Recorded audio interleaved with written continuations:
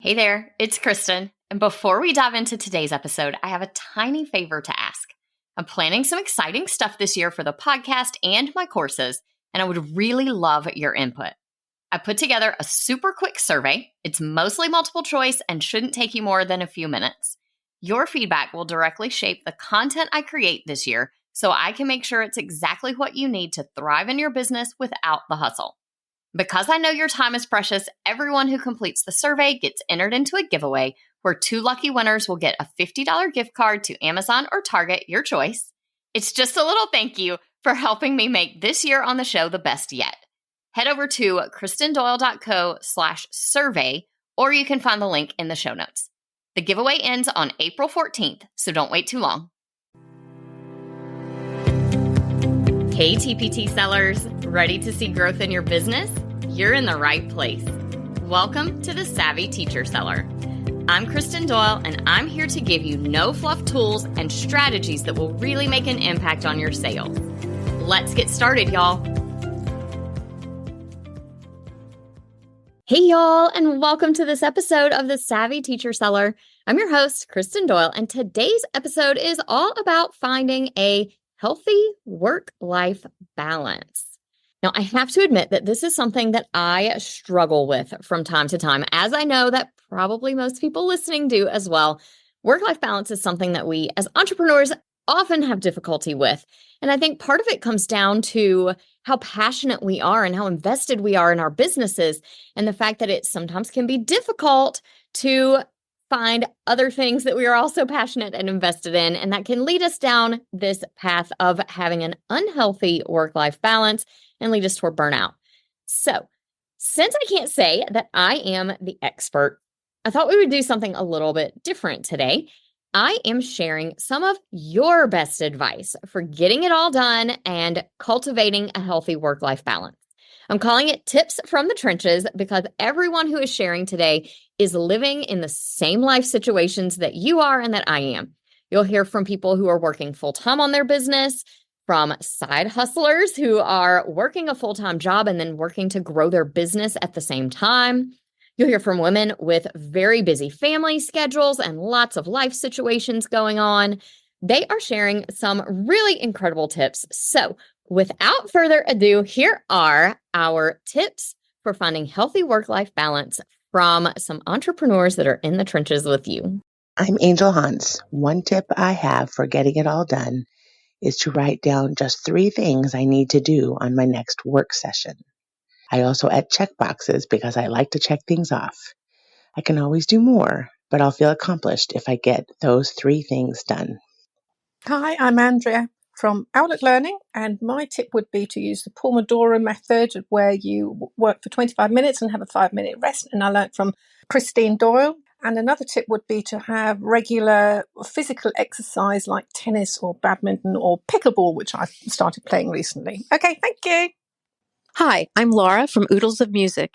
A game changer for work-life balance was for me to quit using to-do lists and instead set aside a block of time and get as much done as I could. If your work time goes over, it's going to cut into your personal life, and your work time is likely to go over if you're trying to check things off of a to-do list. This idea comes from Nir Eyal, who wrote the book Indistractable. It really helped me. Hi, I'm Jamie from Specialty Spanish. The thing that helps me balance it all is having a plan. Take the time to block out what you will do each time you sit down to work. I get so much more done when I already know that today I am writing a blog post about differentiation, and next Monday I will be updating my Spring Festival's resource. It helps me avoid spinning my wheels and makes me feel productive and accomplished. Hi, I'm Adriana from Fairies and Lesson Plans. As a full-time TPTer, I used to think I needed a structured schedule to be productive. I thought there were formulas that worked for better productivity and formulas that didn't. Today I know the best thing I can do for myself and for my business is to stay connected to my inner wisdom and to my own rhythms. That means my work schedule is different every day because I'm different every day. What matters is that when I'm working, I'm doing so wholeheartedly. So if you're worried because it seems like you're all over the place, consider trusting that you already know what works best for you. We've just been conditioned to think schedules need to look a certain way, and they really don't. Hi, my name is Kristen Minke from Integrated ELA Test Prep, And I know that work-life balance is tough, especially as a homeschooling mama of 4 who just had a baby 6 months ago. So one of my biggest tips is to think of life more like a seesaw. So sometimes you're going to be really productive and get a ton of assignments done, a ton of products completed. And then other times you may complete nothing or very little for that week in terms of your business because you have other things pulling you in different directions. And that is totally okay. I hope this tip helps. Hi, my store is Wendy Wished, and I work full-time and create for TPT as well.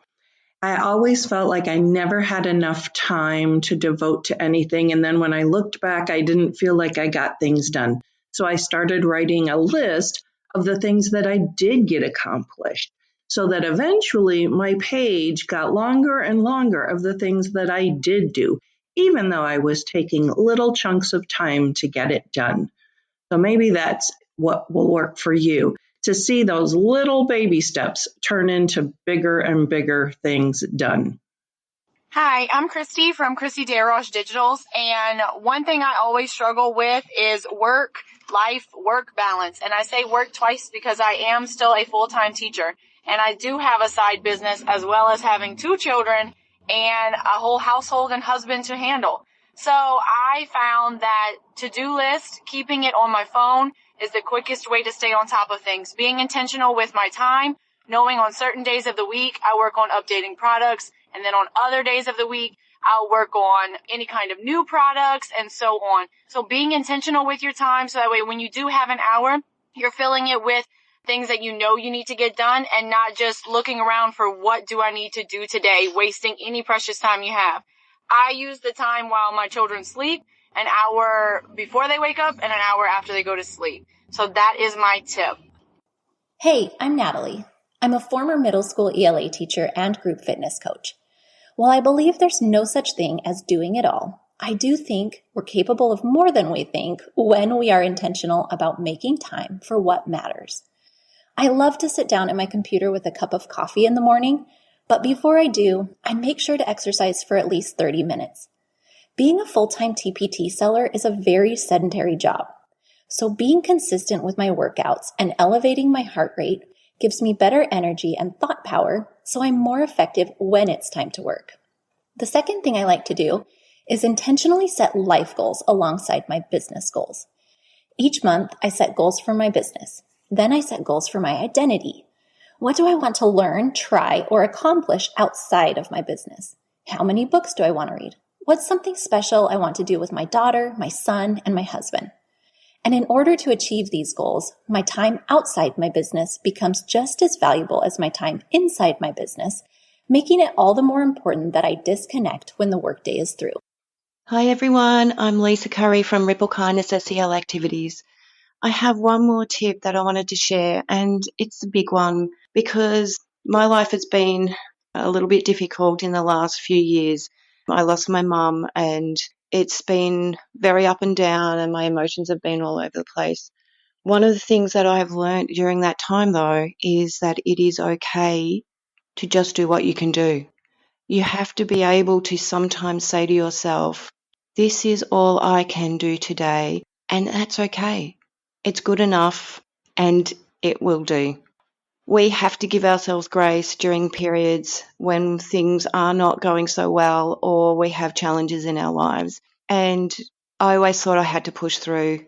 You don't. If you get 2 things done in a day and you wanted to get 5 things done, so what?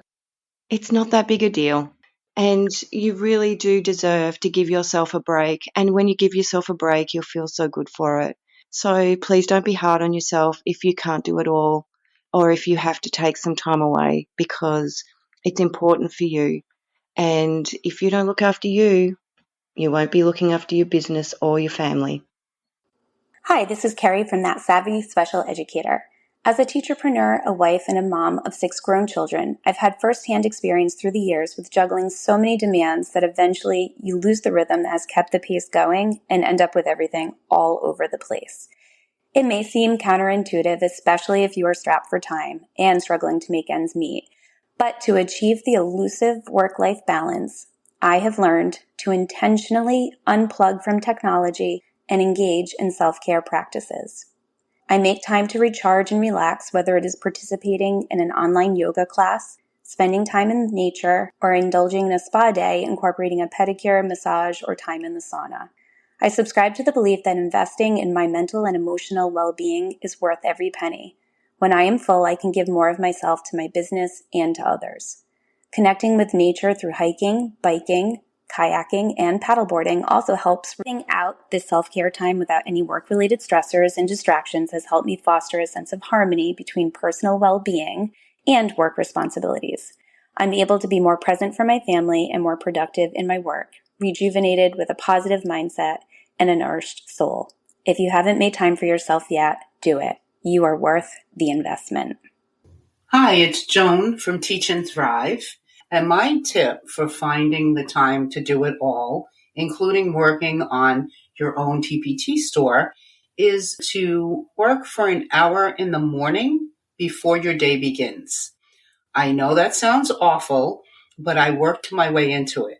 I set my alarm for 30 minutes early for a few weeks. Then when I got used to that, I added another 15 minutes and then another 15 minutes. That way, once you go to school and the day gets crazy, you don't have to worry. You already invested in yourself and your business. And whatever the day brings, you've already, quote unquote, paid yourself first. Hope that helps. Hey y'all, I'm Marcy from Saddle Up for Second Grade, and I have been a TPT seller for 12 years, which seems so crazy to think about. During this time, I've experienced extreme burnout from many sides of the TPT business, from working it as a hobby and a side hustle to it being my full-time job and having a small team. I actually just returned back to the classroom this year, and while I've really enjoyed being back, Saddle Up for Second Grade doesn't go away. Balancing it all is not easy, whether you are doing it full-time or whether you're doing it part-time. And one thing that has really helped me is by not neglecting self-care. I'm an Enneagram 2, and I always put other needs before my own. Self-care for me includes 3 things: that spending time in God's Word, working out, and reading for fun. My routine drastically changed when I went back into the classroom. I'm not a morning person at all. Kristen can attest to this. So instead of doing my Bible study in the mornings, it's now done in the evenings before I go to bed. I jump on my Peloton and I work out as soon as I get home after school, before I even sit down, because if I don't, I'm not getting back up. And I read for at least an hour before I fall asleep. I consider that my me time, and it helps calm my brain down. I spent so many years focused on the grind, and my mental health suffered big time. Wow, what a great selection of tips covering so many different things. As I was listening through all of the submissions that people sent in with all of their advice, I noticed some repeated themes throughout, and I wanted to kind of call those out here at the end of the episode. The first one I noticed is how important it is for us as entrepreneurs to have interests and hobbies that are outside of our businesses. It is so easy to let our business consume all our thoughts, all our free time, but taking care of ourselves outside of that work actually helps us to be more focused and productive when we are working too. And like Natalie said, having those personal goals that you set in addition to the goals you've set for your business is so good to keep us accountable for taking the time to do things for ourselves.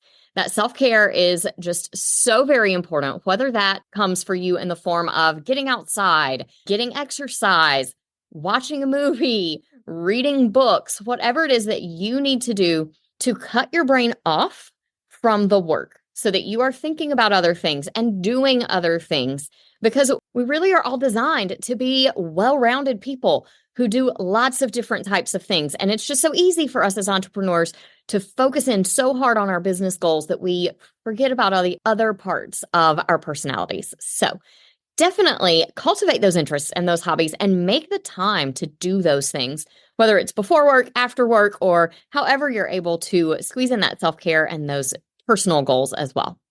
One of the second themes I noticed over and over and over was to have a plan for your work time.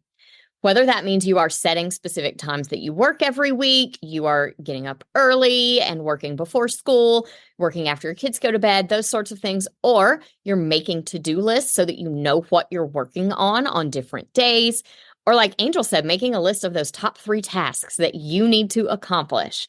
That is one specific strategy that I'm so glad someone shared because it's one that has helped me a lot. I've actually been doing that for many, many years now. And I think I initially learned it from Angela Watson, but just jotting down those focus or priority tasks that really need to get done, and then letting the rest of the things be extras if you have time. That really helps me to stay focused, to get the most important things done and not get sucked down a rabbit hole of, some of the things that pop up and seem important or urgent, but maybe aren't actually, those needle mover tasks. Now, last but absolutely not least is the importance of giving yourself grace to work within whatever flow feels good for you right now. That might mean you have seasons where you are focused and you are working really hard, and other seasons where you let your business take a little bit of a back seat to whatever else is going on in your life. It might mean breaking out of the feeling that you should be working certain days or times and you shouldn't work others.